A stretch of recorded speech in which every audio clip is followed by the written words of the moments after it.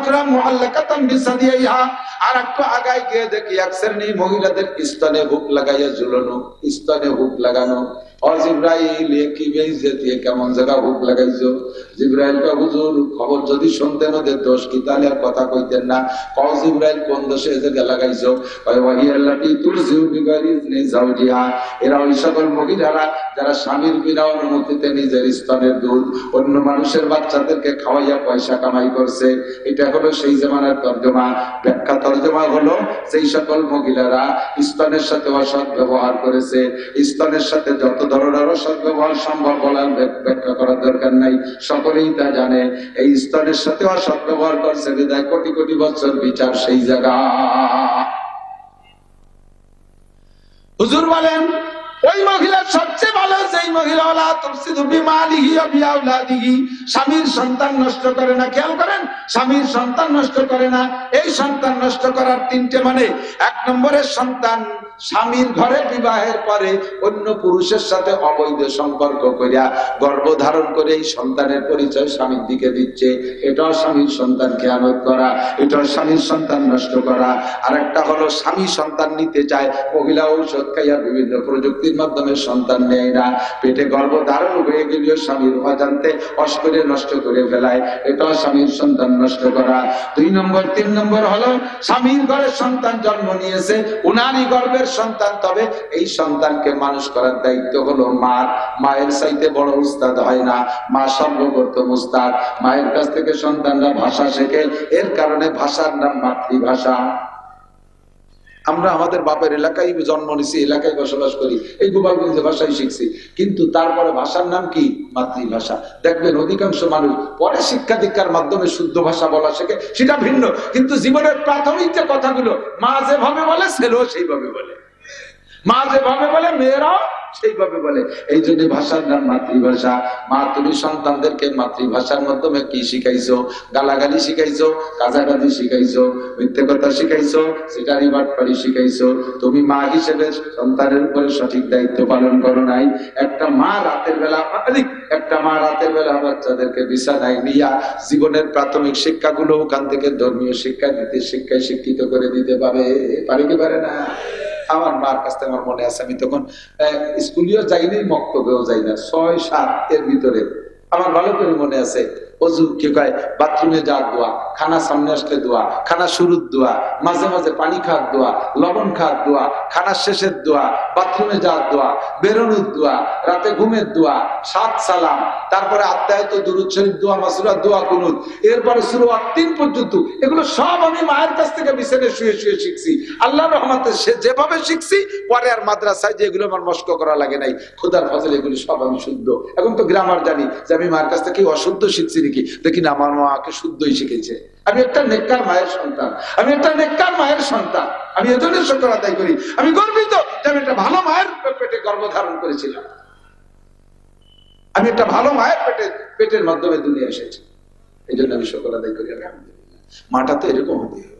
মা রাত্রি শুয়ে শুয়ে বাচ্চাকে ঘুমাচ্ছে এলাকায়, আম্মু তুমি কও বুকটা ফেটে যায়, বুকটা ফেটে যায়। মাতে ছেলে মেরে রাত্রির দোয়া শিখছে, ঘুমের দোয়া। আল্লাহ ফেরেশতাকে লাত হইয়ে 2 মাইল দিয়ে ঠাটাই না,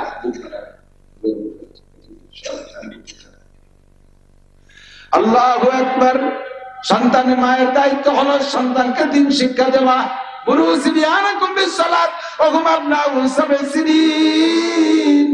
তুমি তোমার বাচ্চাদেরকে 7 বছর বয়স থেকে দিন শিখাও। মারা মেয়েদেরকে দাঁড়াইয়া 7-এর 7 যখন বয়স হবে, সেই সময় মারা বাচ্চাদেরকে পাশে নিয়ে নামাজের জায়নামাজ দিয়ে নামাজ পড়া শিখাবেন। 7-এর আগে দরকার নাই। আমার দিক থেকে 7-এর আগে দরকার নেই। আপনারা ওই যে অনেকে আল্লাদের ঠেলে একটু গেদা চোখ ফুটে নাই, নাক দেশে ইউনিভার্সিটি কিছু বোঝে না, তাই নিয়ে মসজিদে যায়। বাপেও ছেলে নিয়ে যায়, দাদাও নাতি এটা নিয়ে যায়। এই তো ওই যে কোন জায়গা বনমালীপুর নাকি, ওই বনমালীপুর বাজার না, ওই বাজার মসজিদ, ওই বনমালীর ইস্টার্ন মসজিদে নামাজ পড়তে এইবার নিকি মনে হয় এইবারই হবে এই যে নামাজ পড়তে এক দাদা একটু গেটটা নিয়েছে আমার 4 জন পর অটুকটা ওকে জায়গায় দাঁড়া থাসিস, ও যা যা করার তাই করতেছে। পরে ওরে চকলেট কিনে দাদা যখন রূপতি গেছে, চকলেটটা খুলে খায়, দাদা খা। এই যদি শরীরে ফাঁসের জন্য নামাজ হয়, দাদা তো খাবে না, ও বহু চিন্তাতে খাতে, দাদা যখন খাই নেই আর রাগ করে দাদার লুঙ্গি ধরে ঝুলি পড়ছে, তা খুলি। ও তো বোঝে না, ওরে রাগ করে হবে কি? দাদা যদি বুড়ো না হতো তাহলে বলতাম তো তুমি থাপ্পড় দেওয়া দরকার, বলতাম, বললাম না। আল্লাহদের ঠেলায় বাপে একটুক একটুকটা নিয়ে মসজিদি, অত তাড়াতাড়ি নিও না, তাহলে সময় মতো যাবে না। এত তাড়াতাড়ি নিলে সময় মতো যাবে না। অনেকে আছে একটুক একটুক 3-4 বছরে তার উড়ি ফড়ান ফড়ায়, আমাকে হুজুর যাও অনেক সময় আমার দ্বারা নিয়ে এসে হুজুর দোয়া করেন, আমার 4 বছরের বাচ্চা শুয়ে আছে মুখস্থ করছে, আমি সারা ক্রেডিট কামাই করতে এসে 4 বছর আগে শুরু আছে মুখস্থ, শুরু আছে কি বোঝে? ওর ব্রেন, ওর সেট, মাথা হিট হয়ে যাবে সময় মতো, তারপরে পড়বে না, পড়বে বলবে যে তোরা ভরি বেড়ে পারবো না। 3-4 বছরে এদাকে তাই কেজি স্কুলে দিয়ে ব্রেন হিট করে ফেলতেছে, মারতি মারতি তোমের নাড়ি উল্টো বেসতে পারে, ফেলে দেয়, লেখাপড়া পারে না। হয়েছে একটু তারে মারিস, এখনো ম্যাট্রিক পাস করলো না, কবে লেখাপড়া শিখবে? 4 বছর হয় ম্যাট্রিক পাস করলো না, তুই কয় লাইন পড়ি তুইছি যে না পাল। আমার নবীর চাইতে বেশি বিজ্ঞানী হতে যায় না, নবী সবকিছু জানে। নবী বলেছেন বাচ্চা কাচ্চাদের পড়ার বয়স 7, পড়ার বয়স 7-এর আগে প্রেসার দেবা না, 7 বছরের আগে পড়তেই বলবা না। মা বাপে পড়বে, শুনি শুনি যেটুক পড়লো পড়লো, বড় ভাই বোন থাকলে তারা পড়বে, শুনি শুনি যা পড়লো পড়লো, পড়ার প্রেসার দেবা না। যদি একবার ব্রেন সেট হিট হয়ে যায় তাহলে আর কোনোদিন পড়তে যাবে না, নামাজের হুকুম হবে না। কোরআন কিতাব, বাংলা বই পুস্তক কিচ্ছু পড়ার করলো, দেখবেন দেখবেন আমি চ্যালেঞ্জ করে বলতে পারি, 7 যখন হয়ে যাবে তখন ওই বলবেন আমার বই কিনে দাও, আম্মু তুমি আব্বুরু কইছিল আমার বই নিয়ে দিদি, আমার জন্ম নিবন্ধন লাগবে কিন্তু ভর্তি হতি, আমি তাড়াতাড়ি চল আমার বই কিনে দিতে, আমার স্কুলে ভর্তি হতে আমি কে দিতি। ও সেই সময় নিজে বিরক্ত করবে, সেই সময় যা দেবেন তাই পড়বে, আর পড়বে আর পারবে। কখনো এই 3-4-5-6 বছরে তা মসজিদে নেবেন না, কখনো নেবেন না। আল্লাহ দেখলে শুক্রবারে ঈদের সময় 2 পাশে 2 মুরব্বী, পাশে একটা গ্যাটিস হয়ে গেছে। এই গ্যাটিস হয়ে থাইয়ে তো একবার দাদারে খোঁচাতে, একবার ভাতের জন্য সেদিনকে এই জায়গা কোন মসজিদে যেন একটা আমার সামনে পুরো টানটা বেশি হয়েছে, সিজদাই দিতে পারি না। পরে কলম যে ভাই এগুলো করবে, কয় যে এখন থেকে অভ্যাস না করলে, আমি এই অভ্যাস এখন তো বোঝে না বলে আসো, বুঝলে আসবে না। দারোগার গায়ে দারোগার গায়ে মসজিদের ভিতরে যে আগে বেঁধেছে নষ্ট হয়ে গেছে, রাত্রি ইমাম সাহেব ফজরে আজান দিতে যে দেয় যে অবস্থা, কেড়াই দিয়ে বাইরে বাড়িতে বেরোয়েছে, দারোগার গায়ে যে বাড়ি সেই বাড়ি তো যাবে, উঠোনে যার পরও কয় বাড়ি, দারোগা দোতলার থেকে আমি গাই আপনার গাই নি, গাই তো আমার তো মানুষ কে মসজিদ নষ্ট করে বেড়েছে দেখছেন। তো দারোগা বাড়িতে আমার কোনোদিন দেখছি মসজিদে, আমি বুঝি আমি যাইনি, ও বোঝে না বলে ঢুকছে। আমার কোনদিন দেখছিস মসজিদে, যেদিন বোঝে না একদিন তোমার সাথে গ্যাটিস হয়ে যায়, জানলে বুঝবে সে সময় যাবে না। তো যে সময় বুঝবে সে সময় যাইতে হলে সে সময় যাওয়ার প্র্যাকটিসের বয়স আছে, সাথে শুরু করবা, সাথে হুকুম করবা। 10-এ যদি নামাজ না পড়ে তাহলে পিটেন দিবা, 10-এ নামাজ না পড়লি পিটেন। হুজুর বলছেন, আমাদের নবী বলছে নামাজের জন্য পিটেন দেওয়া, হুম আপনার আশারে ছিলেন, বাচ্চার বয়স যখন 10-20 যাবে তারপরে নামাজ না পড়লে পিটেন দাও। তাহলে এই পিটেন আর ওই ওয়ার্ডার, এই প্র্যাকটিস, এটা সময় মতো কাজে লাগবে। আর এই গেদা থাকতে নিয়ে ছবি সাজাইয়া পাগল বুদ্ধি বানিয়ে এনেছো, ও কয়দিন পর ঘুটিয়ে যাবে, অত তাড়াতাড়ি নিও না। বাচ্চা কাচ্চাদেরকে মা কোলের মধ্যে রেখে এগুলো শিক্ষা দেবে। এর জন্য হুজুর বলেন ওই মহিলা সবচেয়ে ভালো হইতে স্বামীর মাল নষ্ট করে না, আর স্বামীর সন্তান নষ্ট করে না। স্বামীর কাছে, স্ত্রীর কাছে, মায়ের কাছে সন্তানগুলো হলো আমানত। বাপ পিতা মানুষ, পুরুষ মানুষ বাইরে বাইরে দেশ দেশান্তর ঘুরে বেড়াইতে পারে ইনকামের জন্য, পয়সার জন্য, কিন্তু সন্তানকে মানুষ করার দায়িত্ব মায়ের। বিশেষ করে মেয়েদের দায়িত্ব, বিশেষ করে মেয়েদেরকে মেহেলি প্র্যাকটিস করাবে মা। আল্লাহ দিয়ে বড় করবে। একদিক থেকে খেয়াল করেন, সবকিছু সেই দিয়ে যাবে, শেষে কবানি আর কি। সবকিছু বলি, মেয়েরা মারা মেয়েদেরকে সবকিছু শিখাবেন, খালি লেখাপড়া না। আগে বিএ পাস, অথচ এটা মরিচ করতে পারে না, আছে না নাই? মাদ্রাসায় পড়াইয়া মৌলানা বানায় ফেলাইছে মাইয়েরে, সে মাইয়া কিছু জানে না। শ্বশুর বাড়ি দিলি থাকবে না, যাই এসে আমি মাদ্রাসায় পড়াবো, আমি লেখাপড়া শিখছি কি দান বাড়ির জন্য নাকি, কলই বাড়ির জন্য নাকি? এই নানান কুয়ারা কইয়া স্বামীর শ্বশুর শাশুড়ির খেদমত না করে চলে যায় টোলে টোলে মাদ্রাসা 3000 4000 টাকার ভেতরে চাকরি হবে, আর খালি নুপুর বানাবে, আর খালি সেট পাল্টাবে, প্রসাদনীর বাহার। শ্বশুর বাড়ি থাকতে চায় না, কারণ দিশে পায় না, কিচ্ছু বানাতে পারে না। মেয়েদেরকে সবকিছু শিক্ষা দেবেন মারা। পিঠা বানানো শিখাবেন, 20 প্রকারের পিঠা বানানো শিখাবেন, রান্না শিখাবেন, পোলাও পাকানো শিখাবেন, তার বিরিয়ানি পাকানো শিখাবেন, জর্দা পাকানো শিখাবেন, সবকিছু শিখাবেন। এটা মাদের দায়িত্ব। ভাষা শিখাবেন। কখনো মারা মেয়েদের সামনে, সন্তানদের সামনে, আপনি যদি স্বামীর সাথে একটু কটুবাক্য করাও লাগে, এটা কখনো সন্তানের সাথে সামনে করবেন না, কখনো সন্তানের সামনে স্বামীর সাথে উল্টো পাল্টা করবেন না। আপনি যতটুকু করবেন, পুরুষ মানুষকে আল্লাহ ধৈর্য বেশি দিয়েছে, আপনি মহিলা মানুষ উল্টো পাল্টা করতেছেন, স্বামীতে বুঝিয়ে শুনেই ওটা প্রতিবাদ করতে বাইরেও করে না, চুপ করে তাকে যে ছেলে মেয়ের সামনে মারামারি করলে দেখতে কেমন দেয়া যায়। কিন্তু আপনি তো বিয়াদবি করেই যাচ্ছেন। আপনার এই বিয়াদবিটা আপনার স্বামী সহ্য করে নিয়েছে, কিন্তু আপনার মেয়েটা ওই দেখে প্র্যাকটিস নিচ্ছে, সে ট্রেনিং নিচ্ছে। ও তাই তো নিয়ম এইটাই, আমার মা আমার আব্বারে কত চড়ালো, আমার আব্বা কোনোদিন কিছু করলো না, তাই তো এইটাই নিয়ম। ওরে যে বিয়ে দিয়েছে যে বাড়ি, সেই বাড়ি যে সৈয়দ বা সে বাড়ি, ছেলেটা তো সৈয়দ বংশের পাঠান। এই সৈয়দ বংশের পাঠান স্বামীর সাথে এই মহিলা যাইয়া উল্টো পাল্টা শুরু, সন্ধ্যের আগে চুল ধরিয়া আউলাকে শুলিয়ে এরপরে ব্যাটিং বুটিং দিয়ে পাঠাবে, যা তুই তালাক, তোর মা তালাক, তোর বাপ তালাক, তোর ছোট গোষ্ঠী তালাক। ব্যাটিং বুটিং দিয়ে সন্ধ্যে শুরু শুনবে। কি লোক গেল এমন সময় মুসলমান লোক চলে তোবার কি ওইভাবে আনা লাগবে, ওই জায়গা রাইয়ে তো আরই কটা এনে আনা যায়। আর আল্লাহ দুনিয়ার পরিবহন একটা হয়েছে, যানবাহন একটা হয়েছে, রোড স্কিম। ওর সামনে টিরাক মিরাক শয়তান ও ভয়তে নেমে চলে যায় রাস্তায়, শব্দ টব্দ দিয়ে। আমাকে তো এই যে ছোট প্রাইভেট গাড়িতে, আল্লাহ দিয়ে গাড়ি, কেউ রে ভয় না পালি ওদের ভয় পায়, ওদের কেউর সাথে গাড়িটা কেমন যায়। আর ড্রাইভারও সেই সাইজ, কাছাই দিয়ে কেমন কাজে উঠতে যাচ্ছে।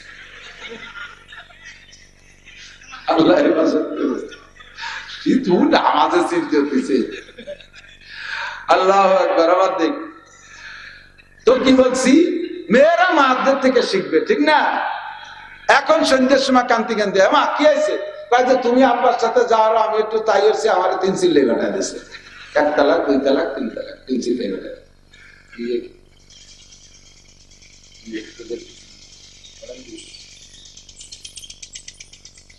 আমি যত ভালো ওয়াজ করি আপনারা খুশি থাকুন, গাইজেস্টের চিন্তা আছে, টাকা উঠে দিবেন। আপনারা ধনী মানুষ, কোন পাবলিকের কাছে টাকা উঠাবেন না। ওই খেসড়ি রাখছেন কা, ওই খেসড়ির কয়টা দিত, তাদের তো সিমেন্টের যত কত অবস্থা দিতেছেন কা, এবিটারা কি এবিটারে বিল্ডিং এর বাকি কাজের কিছু করতে দেয়, খেসড়ি খাতে বসে দিয়েছেন আপনারা। একজনও খেসড়ি খাওয়ার লোক না, খালি খেসড়ি খাবেন, আমি ওয়াজ করবো না, একটা ওজন রাখতে পারবো না। আর জীবনে করে দিলে খেসড়ি তবারকের মধ্যে যাবেন না, পরে লাগে যায় গন্ডগোল। তার একজনে 2 প্যাকেট নিল, তাই নিয়ে কাজ জিও হয়। ওয়াজ করবো না একবার, আপনারা আজ রাজি আছেন না? তবে শেষমেশ খাইয়ে যাবে, ওই রানছে না খালি তো নষ্ট হয়ে যাবে। মেহমানদারি নিয়ে আসেন, দাওয়াত দিয়ে দিলাম। আল্লাহ যাব না, জাহির করছি তার তর্জমা করি। আল্লাহ পাক বলেন, মুসলমান তো হবা, মুসলমান হয়ে খুশি হয়েছো তো। মুসলমান খালি 7-8-10 বছর বয়সে খাতনা নিয়ে মুসলমানি নিয়ে না, মুসলমান না। মুসলমান কারে কায়? মুসলমানি বুয়াদ গরদান নেহাদান এনানে কোন বাদস্তে খাজা দাদা রে মারতি। মুসলমানি বুয়াদ গরদান নেহাদান এনানে কোন বাদস্তে খাজা দাদা। মুসলমানি হলো মাথাটাকে আল্লাহর সামনে অবনত করা, মুখে একটা লাগাম লাগাইয়া ঘোড়ার মতো মুহাম্মদুর রাসূলুল্লাহর হাতে ধরাই দেওয়া। নবী আমারে যেদিক টানবে আমি সেই দিক যাবো, নবী আমারে যেদিক যাইতে বাধা দেয় সেদিক আমি যাবো না। কতক্ষণ আল্লাহ পাক বলেন, মা তাকুমুর রাসূলু ফাকুযুহু ওয়া মা নাহাকুম আনহু ফান্তাহু। আমার নবী তোমাদেরকে যা করতে বলে তাই করবা, যেটা নিষেধ করে সেইটা থেকে বিরত থাকবা। এর নাম হলো ইসলাম। এবার আল্লাহ কাইয়া আইয়ুহাল্লাযীনা আমানু, হে আমার অন্ধ জগতের অটল বিশ্বাসী পাগলরা, উদখুলু ফিসসিলমি কাফা। মুসলমান যদি হও, পূর্ণ মুসলমান হও। একদিকে টুপি পরো আর একদিকে দাড়ি কাটো, তুমি কিন্তু পূর্ণ মুসলমান না। একদিকে নামাজ পড়ো, এদিকে সুন্নতি পোশাক না। তোমার পোশাক দেখলে ডোনাল্ড ট্রাম্প না নরেন্দ্র মোদী নাকি জো বাইডেন না নেতানিয়াহু কিছুই বোঝা যায় না। হিন্দু বৌদ্ধ খ্রিস্টান বলে তোমারে ভাগ করা যায় না। তোমার পোশাক আছে কিন্তু মুখে দাড়ি নাই, তোমার চুলগুলো দেখা যায় মেসি কাটিং দাড়ি দেখা যায় এক ওই পশ্চিমাদের ইহুদি মার্কা চুল দাড়ি, কোনো তাই তোমার মুসলমান বলে বোঝা যায় না। শুধু মাঝে মাঝে জুমার নামাজ পড়তে যাও আর দুই ঈদের নামাজ পড়তে যাও, কুরবানির সময় গরুর গোশত খাও, এ দিয়ে তুমি মুসলমান প্রমাণ করতে চাও। ও বান্দা, অতটুকুর নাম মুসলমান না। উদখুলু ফিস-সিলমি কাফা, পাক্কা মুসলমান হও। এক নম্বরে বুনিয়াল ইসলাম আলা খামসিন, পাঁচটা জিনিসকে যদি ধরে রাখো তাহলে তুমি পাক্কা মুসলমান। এক নম্বরে আমার সাথে সবাই করবেন ইসলামের ভিত্তি পাঁচটার। এক নম্বরে আশহাদু আল্লা ইলাহা ইল্লাল্লাহু ওয়া আশহাদু আন্না মুহাম্মাদান আবদুহু ওয়া রাসূলুহু। আরবিতে কলেমাটাকে পড়া, এর মর্ম তর্জমা বোঝা। আমি সাক্ষ্য দিতেছি আল্লাহ ছাড়া কোনো মাবুদ নাই, আমি আরো সাক্ষ্য দিতেছি মুহাম্মাদুর রাসূলুল্লাহ আল্লাহ তাআলার বান্দা ও রাসূল। কতক্ষণ ঠিক না? ইসলামের ভিত্তির পাঁচটা, একটা কলেমায়ে শাহাদাত মুখে বলা, দুই নম্বরে ওয়া ইকামিস সালাহ, নামাজকে বাস্তবায়ন করা। বলতে গেলে বছরের পর বছর টাইম লাগবে আমার। নামাজের বাস্তবায়ন কোথায় কিভাবে হয় দোস্ত, বলতে গেলে লম্বা সময়। এক কথায় আমি নামাজ নবী পাক যেমন করছে আমি সেই রকম নামাজ আদায় করব। এইটা হলো ইসলামের দুই নম্বর ভিত্তি। তিন নম্বরে ইকামিস সালাত ওয়া ইতাইজ যাকাত, আল্লাহ যদি অর্থ দেয়, টাকা দেয়, পয়সা দেয়, আমি যাকাত দেব কি দেব না? কথা বলেন। টাকা হইলে যাকাত দেওয়ার নিয়ত আছে কার কার? টাকা হইলে যাকাত দেবেন, না হইলে দরকার নাই। টাকা হইলে যাকাত দেবেন তো? আল্লাহ তৌফিক দান করে, বলেন আমিন। চার নম্বরে অসওমি রমাদান, আসতেছে মাত্র 20-21 দিন পরে রমজান মাস। আল্লাহ যদি বাঁচায় রাখে, রমজান মাস নসিব করে, আমার সাথে দোয়া করেন, বলেন আল্লাহুম্মা বারিক লানা ফি রজব ওয়া শাবান ওয়া বাল্লিগনা রমাদান। আল্লাহ রজব ও শাবানের বরকত আমাদেরকে নসিব করে, বলেন না আমিন। আল্লাহ এতদিন যেহেতু বাঁচায় রাখছো, মেহেরবানি করে রমজান মাসে পৌঁছাই দিও, আমি যেন সুস্থ ভাবে পুরো রমজানের রোজা রাখতে পারি, তারাবির নামাজ ঠিক মতো আদায় করতে পারি। নবী পাক বলেন, মান সামা রমাদানা ঈমানান ওয়া ইহতিসাবা গুফিরা লাহু মা তাকাদ্দামা মিন যামবিহি। যেই ব্যক্তি রমজান মাসে ঈমানের সাথে সওয়াবের আশায়, বলেন ঈমানের সাথে সওয়াবের আশায় রোজা কার হুকুম? এই বিশ্বাসের সাথে রোজার প্রতিদান জান্নাত, এই বিশ্বাসের সাথে যে ব্যক্তি রোজা রাখে, গুফিরা লাহু মা তাকাদ্দামা মিন যামবিহি, এই রমজানের ওসিলায় তার আগের জীবনের সমস্ত গুনাহ মাফ। ওমান কামা রমাদানা ঈমানান ওয়া ইহতিসাবা, যে ব্যক্তি রমজান মাসে রোজা রাখা 5 ওয়াক্ত নামাজ, এরপরে রাতের বেলা তারাবির নামাজ পড়ে, নবী পাক বলেন ওই লোকটার বিগত জীবনে কোনো গুনাহ থাকে না। ঈদুল ফিতরের নামাজ পড়া বাড়ি গেল, কায়াউমিন ওয়ালাদাতুহু, কেমন যেন ওই লোকটাকে আজকেই তার মা ডেলিভারি দিয়েছে। নবজাতক বাচ্চার আমল নামায় যেমন গুনাহ থাকে না, রমজানের রোজা আর তারাবির নামাজ 5 ওয়াক্ত নামাজ যদি ঠিকমতো আদায় করে ঈদের নামাজ পড়ে বাড়ি যায়, বেগুনাহ মাসুম হয়ে যায়। 4 নম্বর রমজান পাইলে রোজা রাখবো। 5 নম্বর ওয়াল হজ, আমরা আল্লাহ যদি বাঁচায় রাখে, তৌফিক দেয়, আল্লাহ আমারে তৌফিক দিলে তৌফিককে ব্যবহার করে হজে যাব। রাজি আছি?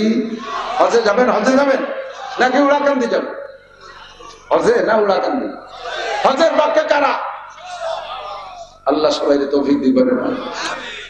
উড়াকান্দির পক্ষে কারা? ওই 2 জন পাইছে উড়াকান্দি ছিলেন। আমি একটু আগে উড়াকান্দি দিয়ে আইছি, উড়াকান্দি গেছিলাম আমি একটু আগে। উড়াকান্দি পার করে আলকান্দি, আগে আইকান্দি, উড়াকান্দি, আলকান্দি, মাঝকান্দি, গেত্তকান্দি, 27 ডুমরাকান্দি, দইসারা, বাইরবাগ, জয়পুরে, বৈশুর, নাড্ডা, সন্ডাল, মিলে গ্রামের নাম। সব গ্রামে গেছি তো, অষ্টটি মুখস্থ হয়ে গেছে। তো উড়াকান্দি যাব না, ঠাকুর বাড়ি যাব না, আল্লাহ যদি না হজ উমরায় যাবো। রাজি আছেন ইনশাআল্লাহ? আল্লাহ কবুল করুন, বলেন আমিন। যাবেন তো ইনশাআল্লাহ? আল্লাহ যতদিন বেঁচে আছি ততদিন তো বেঁচে থেকে কি বলেন রোজা নামাজ করবো, ঠিক না? একটা লোক চাকরি করছে, 30 বছর সরকারি চাকরি করছে। 30 বছরের লাস্টের দিকে আগে কম কম বেতন পাইতো, শেষের দিক 40, 50, 60, 70, 1 লাখ হয়ে গেছে অনেকের বেতন। এই বেতন যা পায় সংসারে খরচ হয়ে যায়, ডেলি মাসের মাসে খরচ হয়ে যায়। তারপরেও কোনো মতে নুন খাই ফ্যান খাই করে ছেলে মেয়ে বেঁচে আছে, কিন্তু পুঁজি কাটা ডানি কিচ্ছু নেই। মনে মনে একটা ইচ্ছা, আশা রয়েছে, একটা শখ আছে, একটা অপেক্ষা আছে যে রিটায়ার্ডের সময় 50 লাখ টাকা পাবো ইনশাআল্লাহ। যা কিছু করি সেই টাকা দিয়ে করবো। রিটায়ার্ডের সময় 50 লাখ টাকা পাইছে। যদি সচেতন মানুষ হয় তাহলে কি করে, আর অচেতনরা কি করে? অচেতনরা আইসে ধমাধম নগদ কিছু দেখে টেকে পোল্ট্রি মুরগি ছাগল গরু কতটুকু কিনে ব্যবসা শুরু করতে, ছাগল ধমাধম করে এক ব্যাদিলি ছাগল চাষ, গরুতে 2 বার পাতলা পায়খানা, মুরগির পাট ফুল হয়েছে আর অ্যান্থ্রাক্স হয়েছে, এই কেউ সব মুরগি 50 লাখ টাকা শেষ। আর সচেতন যারা তারা একটা গুছের সাথে কাশিয়ারির পাশে কোনো মতে একটু শহরতলি হলেও 2% জমি কিনে 3% জমি কিনে তারপর একটা ঘর বানায়, 3 সেটও যদি ছাদ না দিতে পারে, 3টে ইউনিট যে 3 ফ্যামিলিতে ভাড়া দিতে পারে, 3 ফ্যামিলির ভাড়া দিলি 3 জায়গাতে 3 ইউনিটে 3 10কে 30,000 টাকা আসে। ছেলে মেয়েরা যদি বুড়োকালে খবর নাও নেয়, মরাকাল পর্যন্ত 3 ইউনিটের ভাড়ার টাকা দিয়ে মুছে খাইয়ে বেঁচে থাকতে পারবো, ঠিক কিনা? এটা সচেতন লোক না? Same quality. আমরা আপনারা দুনিয়ায় নামাজ পড়ি, রোজা রাখি, হজ করি, যাকাত দেই, এর বিনিময়ে আল্লাহ তাআলা দুনিয়া আমাদেরকে খাওয়ায় রাখতেছেন, পড়ায় রাখতেছেন, শান্তিতে রাখতেছেন, সুখে রাখতেছেন। কিন্তু মরার পরে আমারে তো আর বেতন দেবে না, মরার পরে তার কোনো ইবাদত নাই, আছে নাকি? মরার পরে নামাজ নাই, রোজা নাই, তাবলীগ নাই, সরমনাই নাই, মরার পরে কিচ্ছু নাই। কিন্তু আমার এই আখিরাত দুনিয়ার যত নেকি আবার ব্যবহার হবে আখিরাতে যাইয়া, কিন্তু আমার ইনকাম সোর্স বন্ধ। কাজেই আমার দুনিয়ায় বেঁচে থাকতে 3 ইউনিটের একটা বিল্ডিং করে যাওয়া উচিত, যাতে ওখান থেকে কিছু ভাড়ার টাকা আসে। কথা কন? নবী পাক তাই বলে, যা মাতাল ইনসান ইনকাতা আনহু আমালুহু, মানুষ মারা গেলে তার সব আমলের দরজা বন্ধ হয়ে যায়, ইল্লা মিন সালাসা, শুধু 3টি ইউনিট খোলা থাকে। 1 নম্বরে সদকা জারিয়া, 2 নম্বরে ইলমিন ইনতাফাউ বিহি, 3 নম্বরে ওয়ালাদিন সালেহ, নেক সন্তান, সদকা জারিয়া আর কুরআন হাদিসের ইলম যদি রেখে যায় দুনিয়ায়, এগুলো যতদিন থাকবে ওখান থেকে বেতন আসতে থাকবে, ওখান থেকে ভাড়ার টাকা আসতে থাকবে, তাই কবরে বসে পাবেন। তো যতদিন আমরা নামাজ কালাম যা পড়ছি তো করছি, এখন আমাদের একটা ইনকাম সোর্স, স্থায়ী আয়ের সোর্স খুলে রেখে যাওয়া উচিত হবে না? কথা কন? যার যেমন তৌফিক আছে সে সেরকম করবেন। কে 3 ইউনিট বিল্ডিং করবেন, কে 3 ইউনিট ওয়ালছে টিনের ঘর করবেন, কেউ 3 ইউনিট শুধু টিনের ঘর করবেন, কেউ না পারলে কমপক্ষে খড়ির বেড়াই দিয়ে একটু ব্যাচেলররা থাকতে একটু করে দিলিয়ে দেবেন, যার যেমন তৌফিক আছে। আপনাদের কোরআনের প্রতিষ্ঠান মাদ্রাসা ছাদও হয়ে গেছে, পিলার হয়ে গেছে, গাঁথনি ওই যে খোয়া আছে, ফ্লোর হবে, ইত্যাদি হবে, আরো কিছু বালিও আছে। শুধু লাগবে কিছু সিমেন্ট আর মিস্ত্রির টাকা। আপনি সদকা জারিয়া হিসেবে স্থায়ী আয়ের সোর্স খুলে রেখে যাবেন 3 ইউনিটে। আল্লাহ আপনাদের তৌফিক দান করুন।